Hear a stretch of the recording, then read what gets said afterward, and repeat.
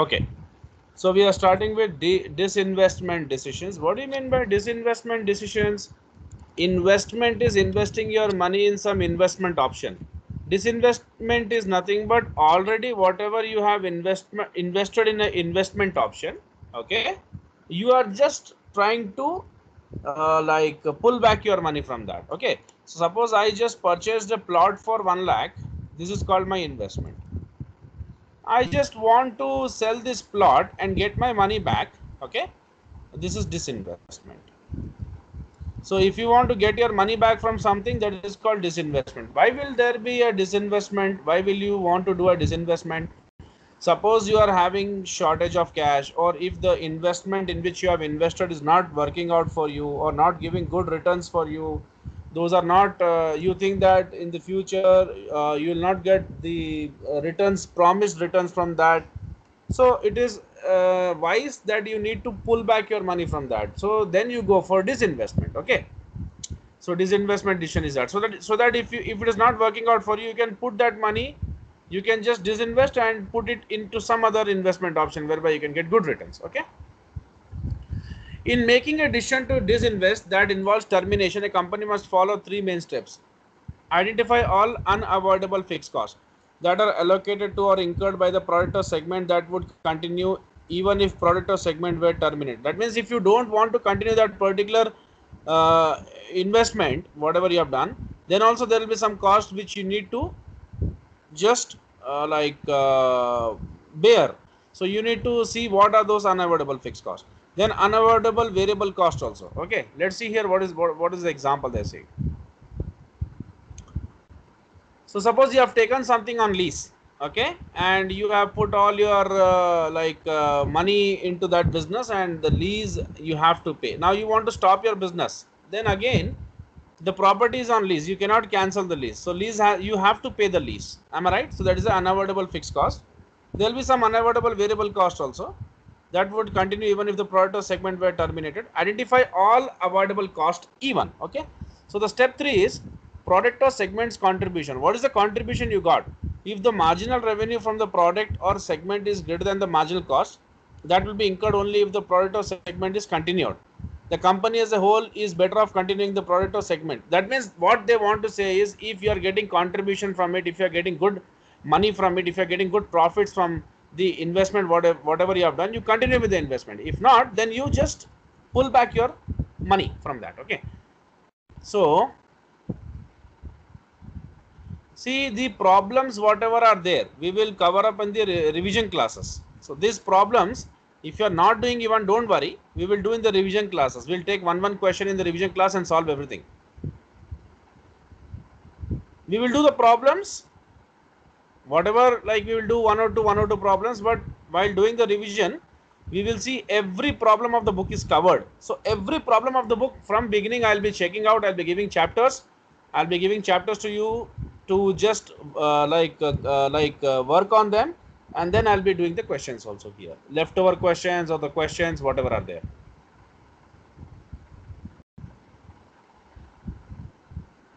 But you need to read everything. Okay,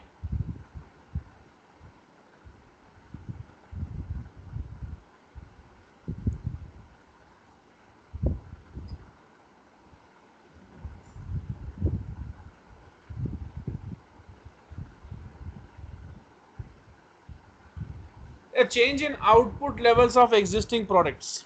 At some point, a company might find it necessary to change its output due to changes in demand. Yes, sometimes it may increase or decrease. The demand is more, you will produce more. Demand is less, you will produce less. When the time comes for a company to consider changing its production output levels, economics concepts can be used to determine the profit maximizing volume of output. Like how much volume you should like how much output you should produce, how much volume of output you should produce, so that you can maximize your profits. Okay, so marginal product, marginal revenue, product, and law of diminishing returns. So we have already discussed regarding the marginal concepts. Okay, so we will see this question. So what is marginal product? Whatever one additional product you are producing. Okay, producing, if you are producing even a single unit extra, to the given number of units you already have. The extra unit whatever you are producing is, suppose like you have 10 units, so you are producing 11th unit now. So 11th unit minus 10th unit is nothing but 1 unit. That is your marginal product, marginal revenue product. So from that particular marginal product, whatever the revenue you are generating, okay. And law of diminishing returns, law of diminishing returns is nothing but, so there is some concept called law of diminishing marginal utility, okay. So how it goes, suppose if I give you one apple, one full apple to eat, you will eat it very happily, okay. If I give you one more apple, okay, if I give you one more apple to eat, so if I give you one more apple to eat, so second apple, what happens, you will not be feeling to eat this second apple with that satisfaction as you had from the first apple, because your satisfaction level will come down. If I give you one more apple, again your satisfaction will reduce, so it will be going on reducing. But if I give you apple, pineapple, watermelon, banana and other oranges, other kind of fruits, you'll be happy to eat all of them. Why? Because the same thing, if you consume or if you go on consuming the same thing, your utility from that thing goes on reducing, okay. So if you eat like one apple, you will be satisfied to the highest level. But if you eat the second, third, fourth, fifth, because you are consuming the same kind of unit, आपको क्या होगा कि एक ही चीज आप consume करते जाओगे तो आपको वो सेटिस्फैक्शन नहीं मिलेगा. अगर 10 डिफरेंट टाइप के फ्रूट्स हैं, you will be feeling happy and you will be interested to eat. But एक ही जैसा फ्रूट है, वही खाते रहेंगे, तो हमको क्या होगा, हमको क्या पसंद आएगा, हमको लगेगा कि ये तो एक जैसा ही है, और हमें हमें हमारा जो उसको खाने का जो इंटरेस्ट है या उससे जो सेटिस्फैक्शन डिराइव करना है वो कम होता जाएगा, ओके, बिकॉज हमारी कैपेसिटी भी कम हो जाएगी.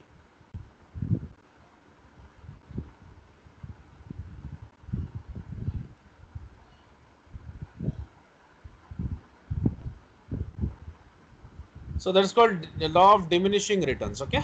चलो हम अब आगे देखते हैं. So let's see this question. In a short run, a button manufacturer has a set number of button making machines.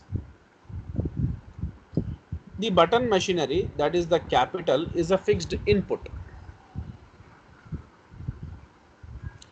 The cost associated with the button machines are part of the firm's fixed cost and will be the same. So what is it saying? एक short run में देखो, एक 5 to 6 months, एक button manufacturer है और he has a set number of button making machines, okay. तो उसके पास 5 machines है, फॉर एग्जाम्पल 6 machines है, फॉर एग्जाम्पल ऐसा सोचो. The button machinery, that is the capital, मतलब that is the one with which, see, if you have cash, you can put it in your business. If you have cash, you can put it into your business as a capital, or else if you have assets, those can be used as a capital, okay. तो ये आपका capital है and वो fixed है आपका. The cost associated with the button machines are part of the firm's fixed cost. तो जो भी कॉस्ट आपका बटन मशीन पे लगेगा वो फिक्स कॉस्ट रहेगा and will be the same regardless of the number of pounds of buttons the firm produces. तो कितना भी प्रोडक्शन कर लो, fix cost will be same up to the maximum production possible पर machine. The management has decided to increase the number of buttons produced. Now they want to increase the buttons production, and in the short term the firm is unable to add any more machines to the production line. So the firm has 2 button machines, 2 machines हैं इनके पास. Consider, ठीक है, I said 4 5, अब इनके पास clearly they have said like 2 button machines. Consider the following relationship between total workers hired and pounds of buttons produced in a day using these 2 machines with varying amounts of labor. When I speak about varying amounts, I speak about marginal product. The firm's revenue from 1 pound of buttons is $30 and the revenue does not change as the production increases, okay. So यहाँ पर देखो आप labour 6 labours हैं, quantity of pounds like 2 pounds 5 pounds, अगर एक labour है तो 2 pound, 2 labour है तो 5 pound, ऐसा करके हैं.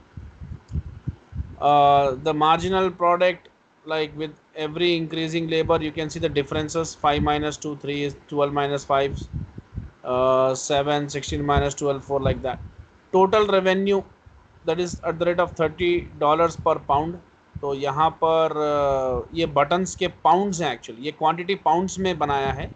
Labour that is the workers, यहाँ पर एक वर्कर है, दो वर्कर्स हैं, तीन वर्कर हैं, ऐसे करके यहाँ पर आपके मतलब 6 वर्कर्स हो गए.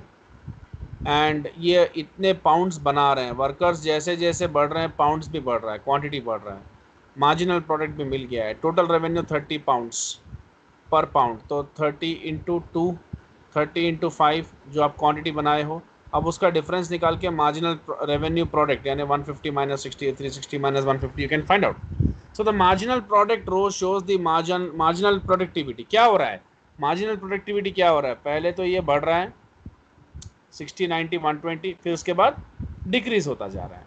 सो the marginal productivity, the marginal product row shows the marginal productivity, that is the additional pounds of buttons as the firm hires additional workers. The bottom row shows the marginal revenue product as the firm hires additional workers. The first worker may have a difficult time managing the operation of both machines simultaneously, and as a result the first worker's marginal product and the marginal revenue product may be very low. मतलब क्या होता है कि एक ही labour होता है, तो अगर वो दोनों मशीन्स को ऑपरेट करता है तो वो मुश्किल है उसके लिए. So he will be producing less, उसका मार्जिनल प्रोडक्ट भी कम है, मार्जिनल रेवेन्यू प्रोडक्ट भी कम है उसका. ठीक है, तो लाइक सेकेंड वर्कर ऐड किए हैं तो मार्जिनल प्रोडक्ट भी आपका जो है वो लाइक 3 पाउंड्स हो गया, और मार्जिनल रेवेन्यू प्रोडक्ट भी आपका 90 हो गया, बढ़ गया. 3 के साथ मार्जिनल प्रोडक्ट भी बढ़ गया 7, और मार्जिनल रेवेन्यू प्रोडक्ट भी आपका 210 हो गया. ठीक है, तो ये क्या बोल रहा है, however with the addition of fourth worker the marginal product and marginal revenue product fall from 7 to 4. मतलब जैसे ही आप एक लेवल तक बढ़ेगा बॉस, एक लेवल तक, मतलब जो भी आपका मार्जिनल प्रोडक्ट है it will increase to it will increase. First वो इंक्रीज होना स्टार्ट होगा, फिर क्या होगा, धीरे धीरे इंक्रीज होने के बाद एक लेवल पे आके वो फिर गिरना शुरू हो जाएगा. ओके, मैंने आपको क्यों होता है मैंने बताया आपको अभी.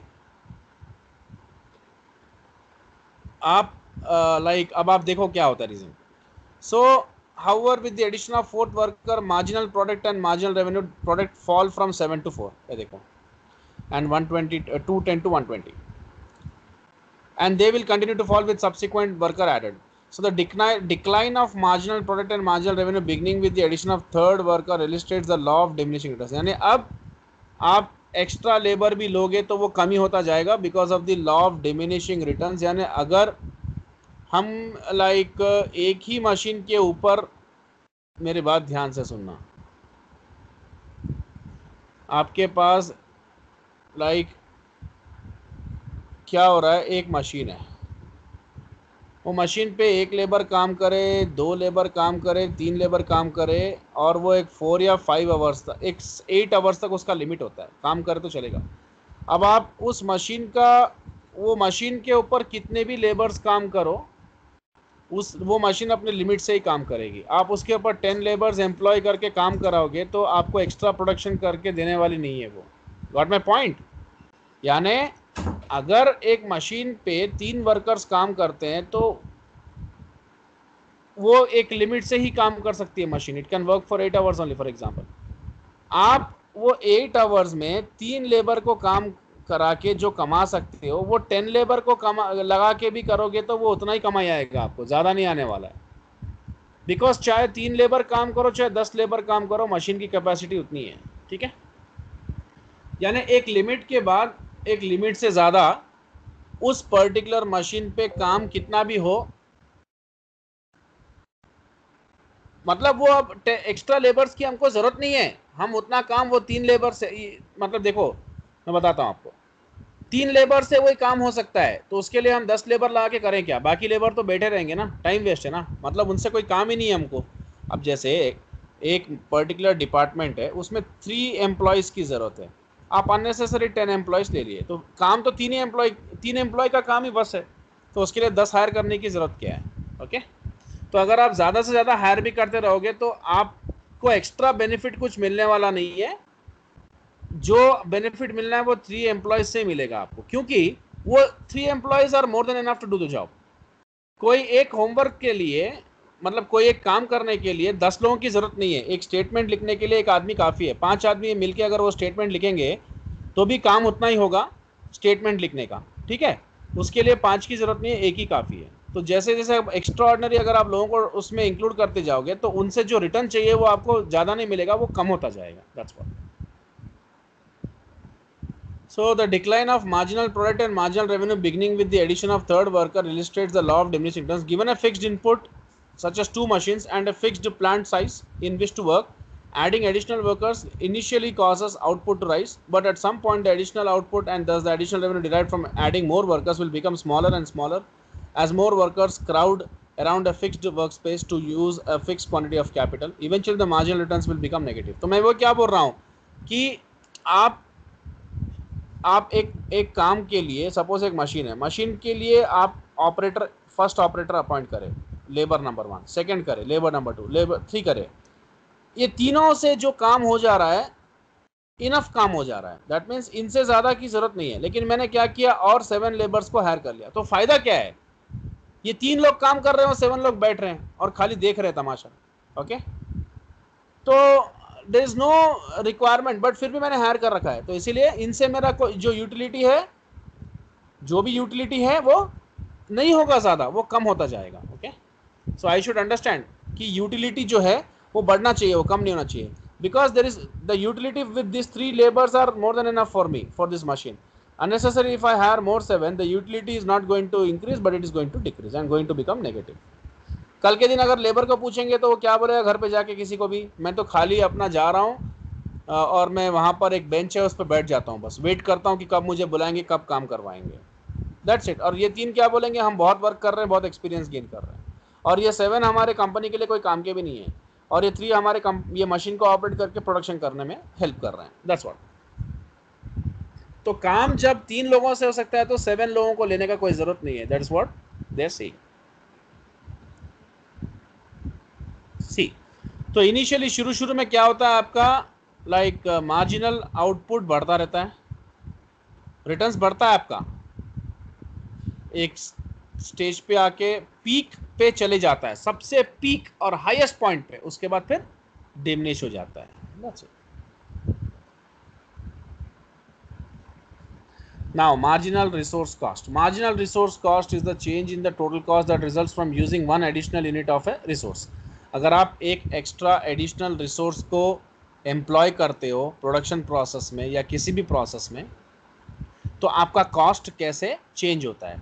जैसे मेरे पास 10 लेबर्स काम कर रहे हैं, if I hire one more labour, he will be the 11th labour in my company.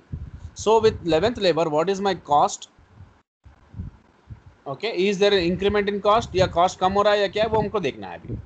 So marginal resource cost is the change in the total cost, यानी पहले 10 लेबर से तो मेरा खर्चा 1000 रुपये था, अब 11th लेबर लिया तो मेरा खर्चा 1050 हो गया, तो डेफिनेटली मेरा खर्चा तो बढ़ रहा है ना।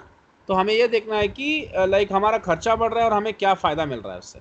Okay, so here is the chart for the button manufacturer with 2 button machines with the total resource cost and marginal resource cost for the labor included at the rate of $100 per day per worker. तो यहाँ पर एक chart है, button manufacturer example we are continuing right now, okay, with 2 button machines with total resource क्या cost, यानी यहाँ पर resource क्या क्या लग रहा है उनका पूरा कॉस्ट है हमारे पास, and the marginal resource cost for labour included, यानी एक्स्ट्रा लेबर लेने से जो मार्जिनल कॉस्ट, यानी जो कॉस्ट में चेंजेस आ रहा है वो भी हम चेक कर रहे हैं। सो लेबर यहाँ पर फर्स्ट लेबर है, इतने पाउंड्स बनाता है, सेकंड लेबर मेक्स 5 पाउंड्स, मतलब 2 लेबर होते हो तो 5 पाउंड बनता है, फिर थर्ड लेबर से 12 पाउंड, 16, 18, 19 ये क्वांटिटी बन रहे हैं, ठीक है ना। और मार्जिनल प्रोडक्ट देखो आप क्या हो रहा है कि डिफरेंसेस 5 - 2, 12 माइनस लाइक 5 - 2 3, 12 - 5 7, 16 - 4 12 4, 18 - 16 2, ऐसा। अब टोटल रेवेन्यू समथिंग बट आपका जो क्वांटिटी है उसको मल्टीप्लाई कर दो क्वांटिटी इंटू रेवेन्यू से, 2 × 30, 5 × 30, 12 × 30, एंड उसका डिफरेंसेस निकालो मार्जिनल रेवेन्यू प्रोडक्ट। तो अभी तक हम लोग को कॉन्सेप्ट मालूम हो गया कि एक्स्ट्रा लेबर बढ़ाने से, मशीन तो हमारे पास 2 ही है या लिमिटेड मशीन ही है, फैक्ट्री का स्पेस उतना ही है, एक्स्ट्रा लेबर बढ़ाने से भी कोई फ़र्क नहीं पड़ने वाला कोई ज़्यादा, क्योंकि जो काम एक 3 लेबर कर सकते हैं उसके लिए 10 लेबर की ज़रूरत नहीं होती है। सो यार मार्जिनल रेवेन्यू प्रोडक्ट क्या होता है, जब फर्स्ट लेबर लेते हैं तो वो फर्स्ट लेबर 2 मशीन को ऑपरेट करता है तो उतनी एफिशिएंसी नहीं होती, तो देन वी रियलाइज दैट कि हमको 2 लेबर चाहिए, तो 2 लेबर आ गए तो वो एक को ऑपरेट कर रहा है, वो एक को ऑपरेट कर रहा है। फिर हम लोग को लगा कि नहीं, कई बार अगर कोई मशीन में एक्स्ट्रा किसी की हेल्पर की जरूरत पड़ गई तो एक और लेबर को हायर कर लिए, तो 3 जो मिलके कर रहे हैं वो 3 से हमको काफ़ी हो जा रहा है काम, फिर एक्स्ट्रा लेंगे तो फ़ायदा नहीं है, हमारा कॉस्ट ही बढ़ना है लेकिन काम हमारा अच्छे से उतना परफेक्टली होना नहीं है। ठीक है, सो टोटल रिसोर्स कॉस्ट आपका $100 पर लेबर, 100 इंटू 100, 2 इंटू 100, 200 ऐसे करके लिख दो, and marginal resource cost differences निकाल लो, एंड प्रॉफिट देख लो आपका 40, 50, 60, 80, लेकिन उसके बाद कम होता जाएगा। ठीक है, क्योंकि आपका प्रॉफिट कम होने का रीज़न क्या है, एक्स्ट्रा लेबर की ज़रूरत नहीं है। So the above example illustrates the rule for employing resources. Resources should be added until marginal revenue profit is equal to marginal revenue cost. जहाँ पर आपका marginal revenue profits equal to marginal revenue cost है वहाँ तक employ करो, उसके बाद आप ये सोच लो कि आपको फ़ायदा नहीं होगा। देखो वो इक्विलिब्रियम पॉइंट है, देखो यहाँ पर प्रॉफिट आपका कितना है, 40 है, कैसे आएगा आपको प्रॉफिट, ये जो आपका मार्जिनल रेवेन्यू मार्जिनल ये आपका टोटल रेवेन्यू है, टोटल रेवेन्यू में से आप टोटल कॉस्ट निकाल दो, 60 माइनस 100 इज माइनस 40, तो यहाँ पर आपको प्रॉफिट आया ही नहीं एक लेबर से। दूसरे लेबर से आपका 150 माइनस आपका 200, यहाँ पर भी प्रॉफिट नहीं आया, लेकिन यहाँ पर 360 आया आपको, 360 माइनस 360 आया है, तो यहाँ से प्रॉफिट आना शुरू हुआ, लेकिन उसके बाद से वो फिर नेगेटिव हो गया। तो जहाँ पर आपका रेवेन्यू एंड कॉस्ट इक्वल है वहाँ तक कोई इशू नहीं है। ठीक है, और वो भी marginal revenue product and marginal revenue cost, तो मार्जिनल रेवेन्यू प्रोडक्ट आपका और मार्जिनल रेवेन्यू कॉस्ट तकरीबन मतलब यहाँ तक अगर इक्वल हो गया, यानी आपका जो मार्जिनल रेवेन्यू प्रोडक्ट है और आपका मार्जिनल रेवेन्यू कॉस्ट जो है वो दोनों इक्वल हो गया, तो resources should be added until, यहीं तक ऐड कर सकते हैं, उसके बाद नहीं कर सकते हैं। ठीक है,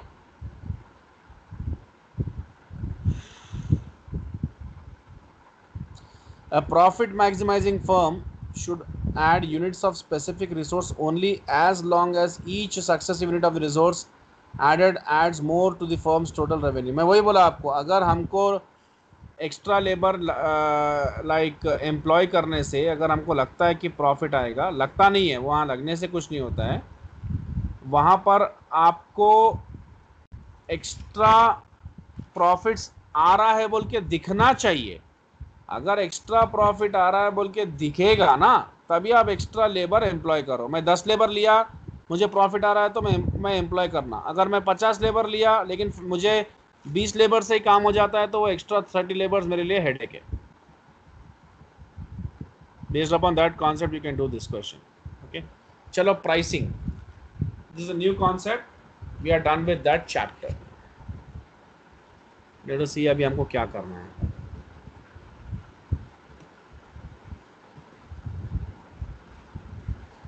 So we are done with this 3 units, CVP हो गया, other decisions हो गया, marginal analysis is done, pricing and pricing strategy, if I finish this 2 then I'll be done with this entire book.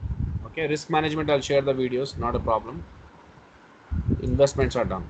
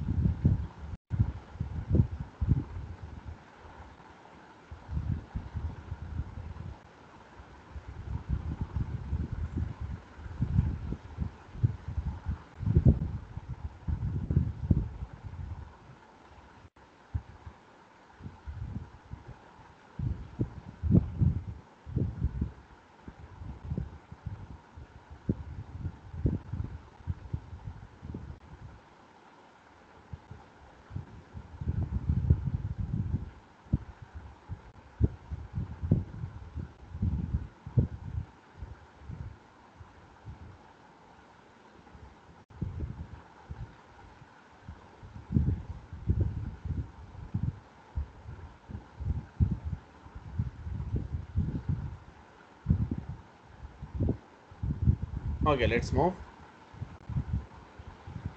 So pricing. So definitely there is a lot of impact of supply and demand on pricing. Okay.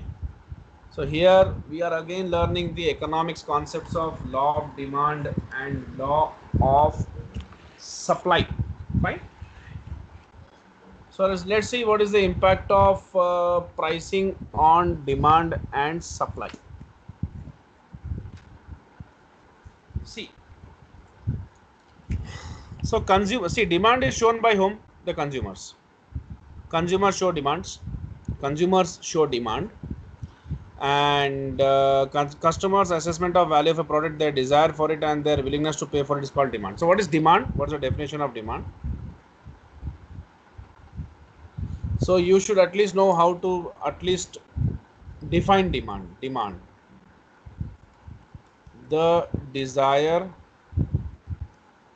to buy a commodity. And you want to buy a commodity backed up by capacity to pay for that commodity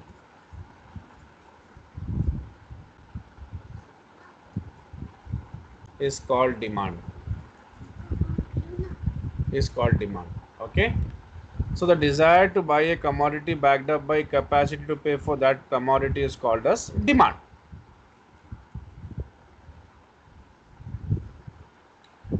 So now when a product or service is in high demand, its supply becomes limited and the price goes up.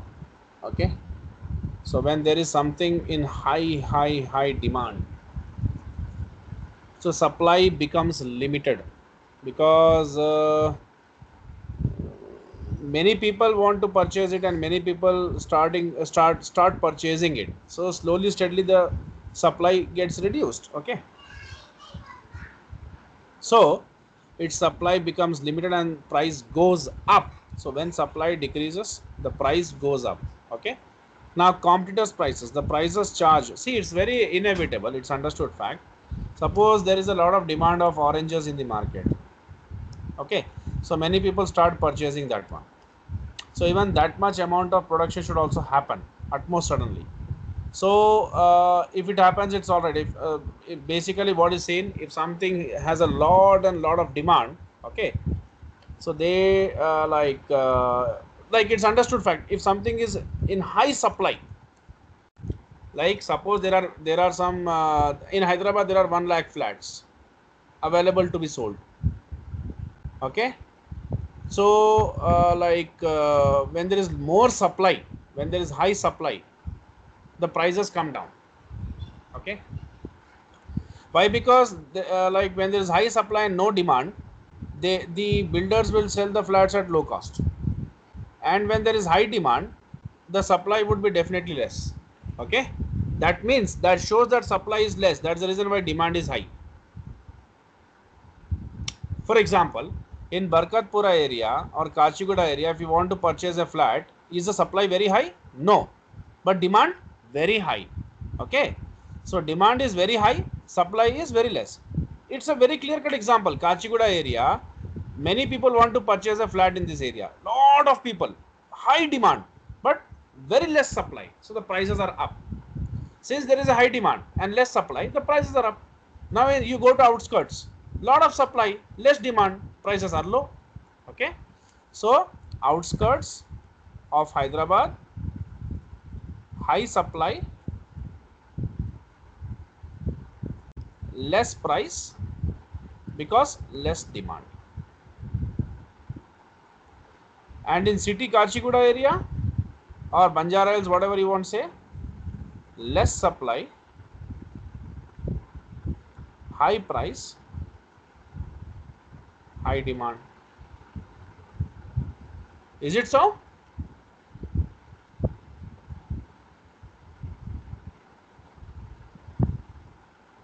Okay.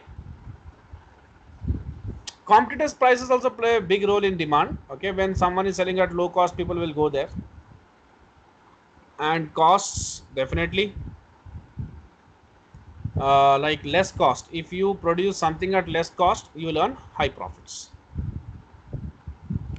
demand, law of demand. When the price increases, the demand decreases. Of course, when the price is 2 rupees, see, this is the graph of demand and price. In the x-axis you have demand, and in the y-axis you have price. See, when the price is $2, the demand is 600. That means people want to purchase very much of this quantity. When it increased from 2 to 3, the demand from 600 has got reduced to 375. When it went from 3 to 6, the demand is again further reduced to 200. So when the price increases, the demand decreases, or when the price increases in this way, the demand decreases. When the price decreases, it was 6, 200, 3, 375, 2, 600, the demand increases. Okay.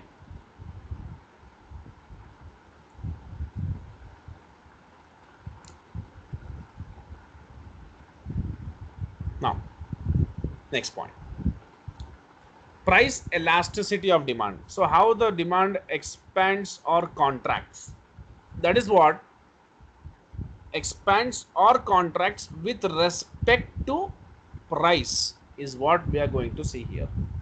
Okay, in the price elasticity of demand.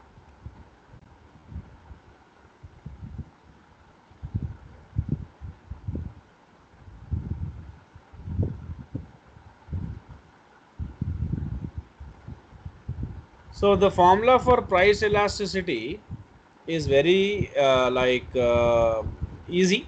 Okay, so the percentage change in demand with respect to percentage change in price. So how demand changes with respect to price is nothing but the elasticity of demand. Okay, so here the percentage change in quantity demand divided by percentage change in price. I'll just write down here.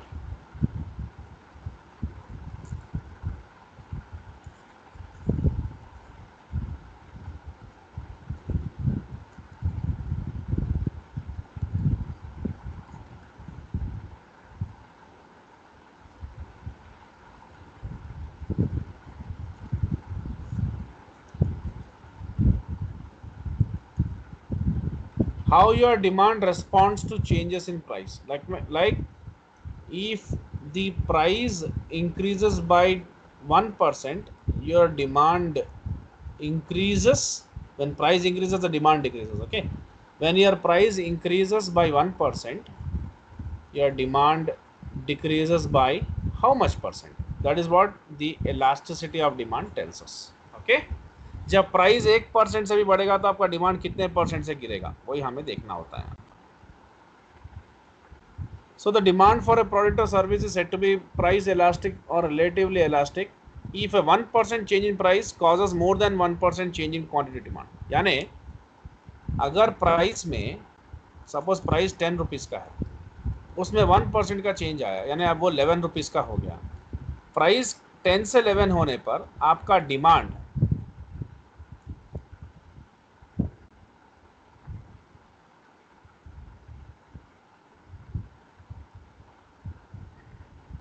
Demand जो है वो suppose 5% था, ठीक है ना, तो अब आपका डिमांड 3% हो गया, यानी वो डिप हो गया more than 1%.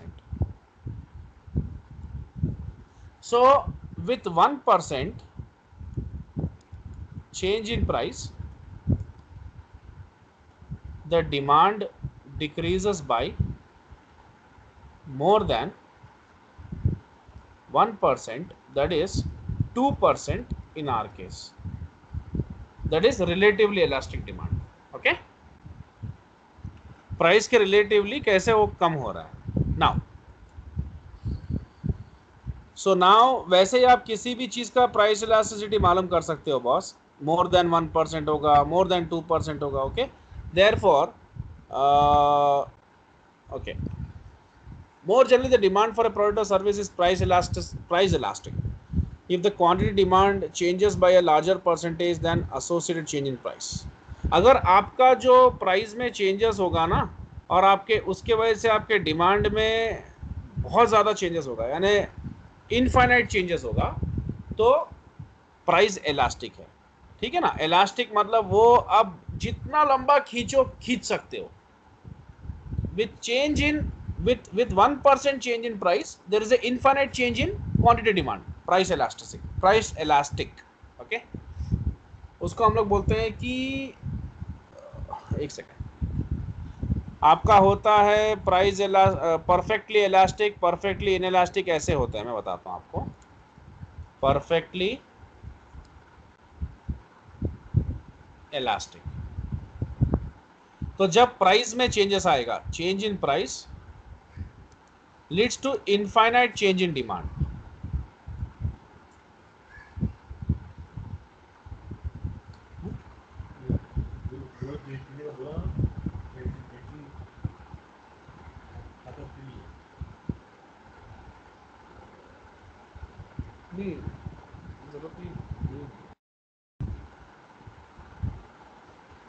Now, perfectly inelastic, change in price leads to no change in demand. मैं आपको एक ग्राफ ही दिखा देता हूं।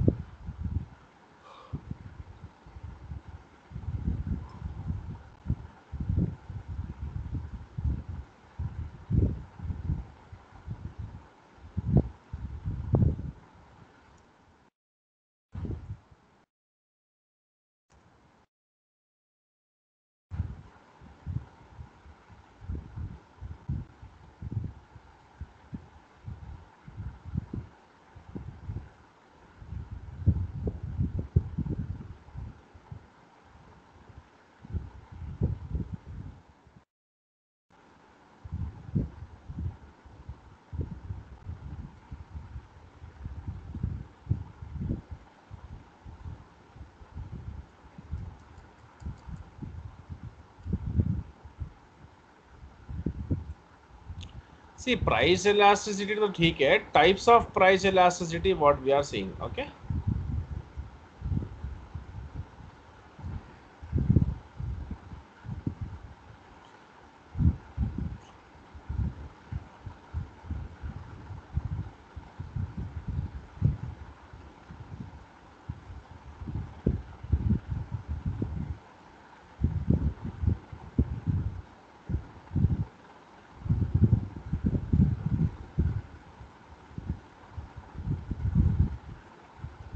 so you understood what is price elasticity. So now we are seeing the types of elasticity. अब देखो यहाँ पर आ रहा था अभी। For every 1% increase in price, quantity demand falls by 2%. For every 1% decrease in price, increase by 2%. ऐसा हो सकता है। तो लाइक देखो यहाँ पर प्राइस जब आपका 8 से 12 हुआ, ठीक है, प्राइस आपका 12 है और 10 है। ओके, तो आपका क्वांटिटी आपका जब आप 12 था तो 17 लेते थे और 10 हुआ तो एक second, protein powder 12 contribute 17 cans. हाँ वो तो ठीक है, increase by 20 cans, calculate the price elasticity of demand over this change. ठीक है, उसका फॉर्मूला होता है, फॉर्मूले से आप कैलकुलेट कर सकते हो। So you can find out the price elasticity of demand by using this formula. Like 8 और 12 का डिफरेंस एंड 17 एंड 23 का डिफरेंस वहाँ पुट करके फाइंड कर सकते हो। ठीक है, वो तो कुछ नहीं है। टाइप्स ऑफ इलास्टिसिटी देखना था मुझे।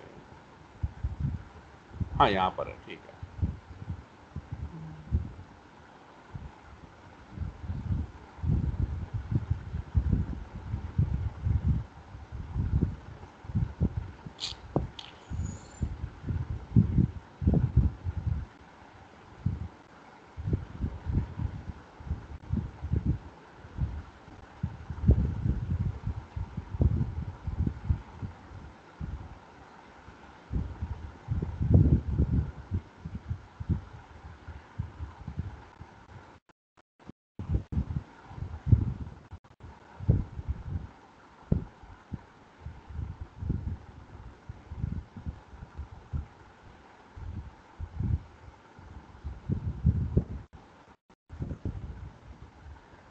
सो ये क्या बोल रहा है देखो, increase in supply brings large fall in price. जितना सप्लाई बढ़ेगा प्राइस कम। मैंने आपको ऑलरेडी बता दिया है सब पॉइंट्स, इसमें कुछ बताने का नहीं है। I already explained you.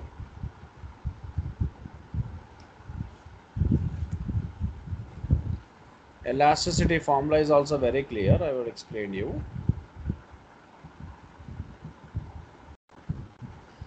अब देखो, like this figure calculates the price elasticity of a demand for pizza. Price initially is $20.50 and the quantity demand is 9 pizzas an hour. Price quantity. अब अगर प्राइस 19.50 होता है तो डिमांड 11 पे बढ़ जाता है, ठीक है ना। तो वो ठीक है, $1 बढ़ने से, एक सेकेंड, वो क्या चेंजेस बता रहे हैं। The price falls by $1 and the quantity demand increased by 2 pizzas an hour. Average price is 20 and the average quantity demand is 10 pizzas an hour. Average तो वही है। Percentage change in quantity demand, ठीक है, वो हमको पता है कि कैसे करना है। परसेंटेज चेंज का आपको पता है ना formula. Percentage change is nothing but current value minus previous value. So percentage change, I told you right now the formula is percentage change in demand by percentage change in price। अब इसका formula क्या होता है, D, demand में आपके कैसे changes आ रहे हैं, प्राइस में चेंजेस आने पर D2 minus D1 by D1 divide by P2 minus P1 by P1 into 100। तो चेंजेस जो आ रहे हैं वो आप उसमें पुट कर देना। तो यहां पर देखो चेंजेस कितने रुपए का आया आपका, वन रुपी का। देखो अभी मैं आपको बताता हूँ। सो आपका चेंज पहले 20.50 था, अब 19.50 हो गया, तो 1 रुपी का चेंज आया आपका, $1 का। एंड पहले 9 यूनिट्स का पिज़्ज़ा लेते थे, अब 11 यूनिट्स, तो यहाँ पर 2 यूनिट्स का 2 पिज़्ज़ा यूनिट्स का आपका चेंज आया। वही चीज़ है। तो like change in price by change in demand by change in price, ठीक है। So like change in price क्या है आपका, $1, ठीक है, डिवाइडेड बाय 5 कहाँ से आ गया।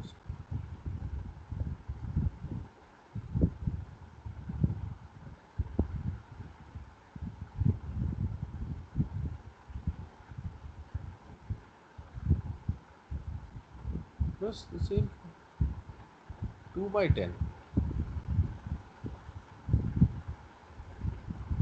10 times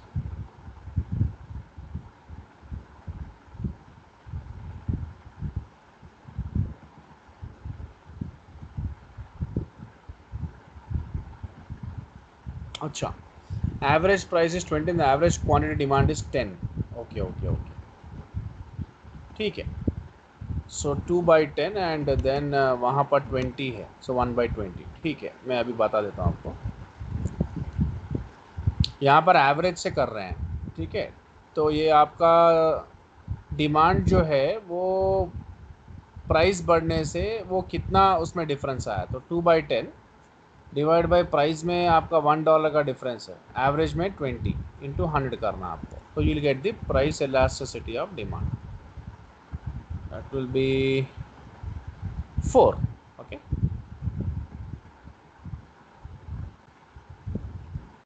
हाँ अब ये मैं आपको जो बता रहा था सर सी, लेकिन बोलो।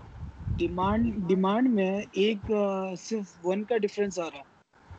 20.50 माइनस 19.50 डिफरेंस 1 आ रहा है, हाँ, तो अपन तो हम 2/10 कैसे ली उसको। ओके, एक सेकेंड चेक करता हूँ।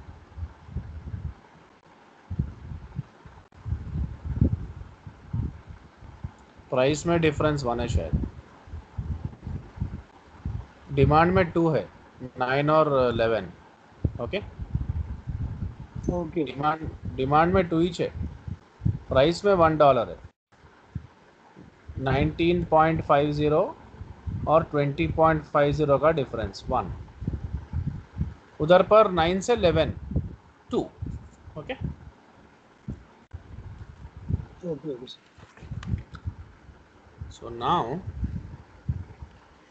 सो now we should see the types of elasticity of demand. तो मैं अभी आपको यही बता रहा था।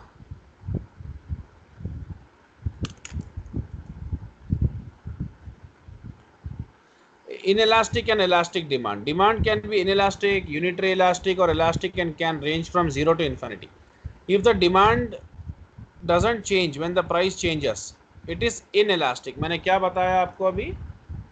Inelastic. Perfectly elastic होता है, perfectly inelastic होता है. Change in price leads to infinite change in demand is perfectly elastic. Change in price leads to no change in demand, inelastic. मतलब प्राइस में चेंज हो रहा है लेकिन डिमांड चेंज नहीं हो रहा बिल्कुल। आप सॉल्ट खरीद लो, सॉल्ट का डिमांड हमेशा रहेगा बॉस।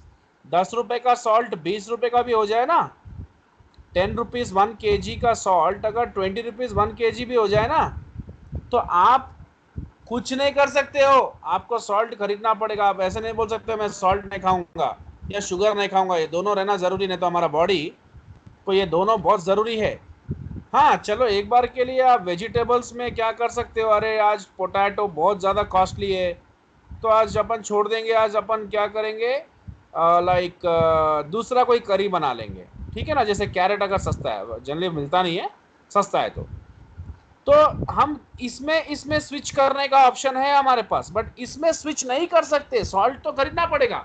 सो प्राइस में चेंजेस भी आया तो डिमांड में कोई चेंज नहीं, उतना ही डिमांड हमारा रहेगा सॉल्ट का, लेकिन change in price, infinite change in demand. अभी जैसे कई बार क्या होता है, सीजन में टोमेटो अगर 5 रुपीज के जी मिला, बहुत ज़्यादा डिमांड क्रिएट होता है, क्योंकि हम जब क्या कर सकते हैं, पिकल बना सकते हैं, केचप बना सकते हैं, एक्सेट्रा, ठीक है, ऐसा होता है।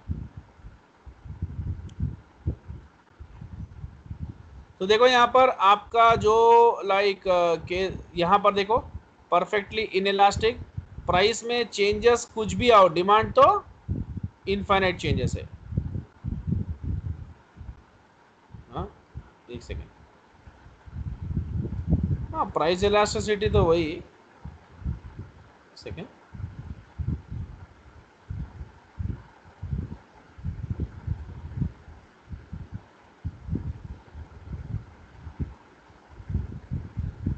Price elasticity of, if the quantity demand does not change when the price changes, मतलब प्राइस में चेंज आने पे भी आपका डिमांड तो उतना ही है, the price elasticity of demand is 0 and as perfectly inelastic demand। यहाँ पर कुछ भी आपका परफेक्टली इनइलास्टिक है, यानी प्राइस में 6 रुपए से 12 रुपए का आपका जो है वो इंक्रीमेंट हुआ, लेकिन डिमांड आपका वैसे है, वो चेंज नहीं हुआ, वर्टिकल रहेगा, ठीक है।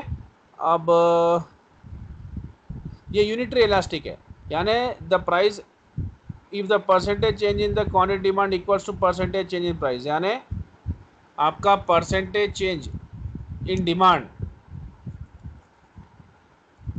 Is equal to percentage change in price, यानी अगर डिमांड लाइक 2, अगर आपका जो ये प्राइस है ये 2% से इंक्रीज हुआ तो डिमांड भी 2% से इंक्रीज होगा, तो उसको हम लोग बोलेंगे यूनिटरी इलास्टिक, यानी सेम चेंजेस आ रहे हैं, ठीक है। इन इलास्टिक मतलब डिमांड में चेंजेस आया तो भी सॉरी प्राइस में चेंजेस आया तो भी डिमांड में कोई चेंजेस नहीं है, वो तो हमने अभी देख लिया है। इन इलास्टिक क्या होता है हमने देख लिया है, इलास्टिक क्या होता है हमने देख लिया है। इन इलास्टिक में क्या देखा है कि प्राइस में चेंजेस आने पे भी आपके डिमांड में कोई चेंज नहीं है। इलास्टिक भी देख लिया है कि आपको इनफाइनाइट चेंज रहेगा, उसका ग्राफ भी देख लिया है, ठीक है। ये देखो, अब यहाँ पर देखो परफेक्टली इलास्टिक, यानी आप प्राइस में चेंजेस आने पे आपका डिमांड में देखो कितना चेंजेस, इनफाइनाइट चेंजेस आ रहा है। इन इलास्टिक में क्या हुआ था, कोई चेंजेस आ रहा क्या, नहीं आ रहा। देखो मैं बताता हूँ, ये परफेक्टली इनइलास्टिक था। परफेक्टली इनइलास्टिक में क्या हुआ, प्राइस में तो चेंज आया लेकिन आपका डिमांड देखो यहीं पर है, आपका डिमांड उतना ही है, उसमें कोई चेंज नहीं है। यानी 6 रुपये में भी आप खरीद रहे हैं उतना ही, 12 रुपये में भी आप उतना ही खरीद रहे हैं। 6 रुपये में भी आप, यहाँ अगर मैं 10 लिखूँ तो 6 रुपीज़ में भी 10 यूनिट्स, 12 रुपीज़ में भी 10 यूनिट्स, 14 रुपीज़ में भी 10 यूनिट्स, उतना ही खरीद रहे हैं, क्योंकि डिमांड आपका उतना ही है, आप कुछ नहीं कर सकते हो। जैसे सॉल्ट के बारे में बताया, चाहिए तो चाहिए उतना ही लेके आना ही पड़ेगा। हमारा घर के हिसाब से हमको 1 kg सॉल्ट चाहिए, तो वो 50 में भी मिले तो क्या, वो 30 में मिले तो क्या, वो 1 रुपये में मिले तो क्या, वो 500 रुपीज़ से मिले तो क्या, उतना लेना ही पड़ेगा आपको, आपको ज़रूरत उतना है।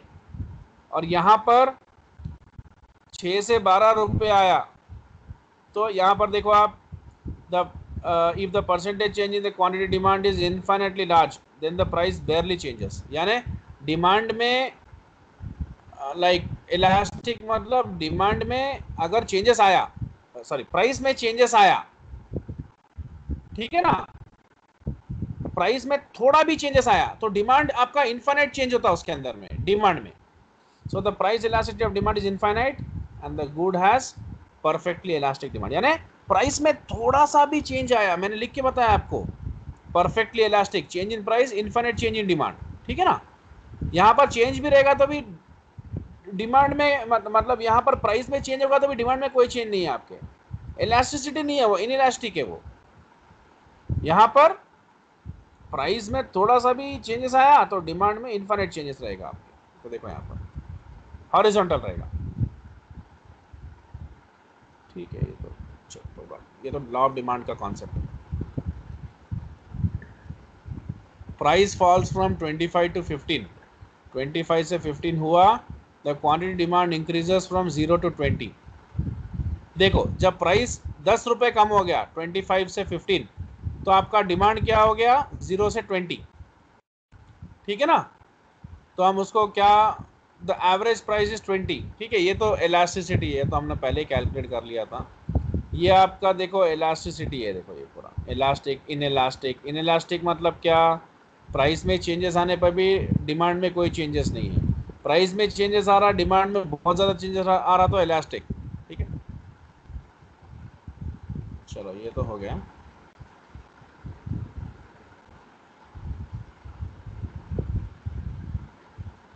See, we have already discussed regarding the perfect elastic, perfectly inelastic, ठीक है। इलास्टिक मतलब देखो बहुत, देखो प्राइस आपका जब 5 रुपये था, आपका डिमांड 400 था, 5 से 4 हुआ, decrease in price increases demand, 200 unit से बढ़ गया, वो इलास्टिक है। यानी a small change in price leads to infinite change in demand, यानी बहुत ज़्यादा डिमांड क्रिएट कर रहा है, उसको बोलेंगे, नहीं ये सॉरी, ये रिलेटिवली है ना, मैं सॉरी परफेक्टली की बात कर रहा हूँ। रिलेटिवली क्या होता है बॉस, रिलेटिवली मतलब आप प्राइस को गिरता देख रहे हैं, उसके रिलेशन में आपका डिमांड कितना बढ़ रहा है, या प्राइस को बढ़ता देख रहे हैं तो उसके रिलेशनशिप में डिमांड कितना गिर रहा है। अगर मैं ऐसे देखूं 5 रुपए से 4 रुपए हो गया तो 400 से 600, 200 यूनिट बढ़ेगा। और अगर 4 से 5 बढ़ गया तो 600 से 400 हो जाएगा। प्राइस बढ़ेगा तो डिमांड कम होगा, प्राइस कम होगा तो डिमांड बढ़ेगा, ठीक है। तो अगर 1 रुपए का भी चेंज होता है ना इसमें, यानी $1 का भी चेंज होता है ना प्राइस में, तो हमारा डिमांड 200 यूनिट से चेंज होता है, उसको रिलेटिवली बोल सकते हैं हम लोग, ठीक है। ये इलास्टिक है, यानी यहाँ चेंज बड़ा है, बड़ा बहुत ज्यादा बड़ा चेंज है। यहाँ पर चेंज छोटा है तो ये इनइलास्टिक है। छोटा चेंज इनइलास्टिक, बड़ा चेंज इलास्टिक। और परफेक्टली में तो इनफाइनाइट चेंज है इलास्टिक, और लाइक परफेक्टली इनइलास्टिक में नो चेंज है, ठीक है। तो वो हमने डिस्कस कर लिया था। ये देखो यहाँ पर ये इनफाइनाइट चेंज है इलास्टिक में, इसमें कोई चेंज नहीं है। फाइन, ये तो क्लियर है। और ये मैंने आपको फॉर्मूला भी बता दिया था अभी। तो इसके बेसिस पे आप एक क्वेश्चन करो, हम लोग कल मिड पॉइंट और आर्क मेथड से आगे जाते हैं। कल खत्म हो जाएगा ये कैसे भी करके। चलिए।